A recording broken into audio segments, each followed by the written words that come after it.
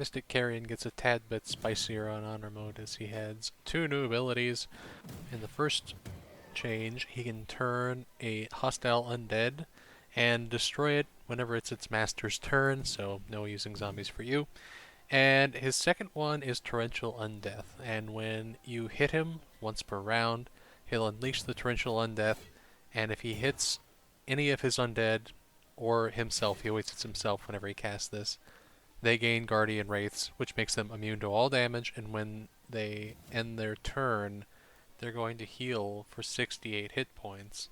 Now, this can only be removed by either Greater Restoration or remove Curse Spell, which I do once during this fight just because I had nothing better to do. Now, the opposite effect is the Wrathful Spirits that it puts on hostile targets, like us, and it frightens targets and it makes them vulnerable to all damage. So the complete opposite.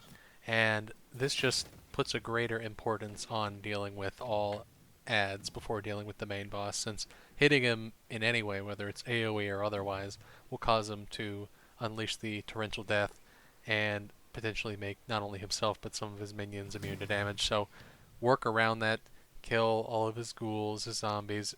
As you'll see here, I actually used Black Hole, and that aggroed all of the undead on the second and third floor as well. I assume that, any AoE spell will do this, and that's kind of an unintended bug in this game that happens a little too often for my liking.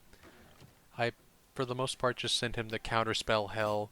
He loves casting Mystic Carrion's Vile Curse, and if he doesn't get it off, I think he's programmed to continue casting it until he gets it off at least once, or so it seems. He just favors it a lot. Beware of his Cloud Kill as well, which is really devastating. Before you even start the fight, of course, you want to go destroy his brain, heart, liver, and lungs. This is part of the Thrumbo quest. You don't have to get Thrumbo himself involved to do that if you already know where they are, but you're going to give yourself a lot of extra agita if you don't do that ahead of time.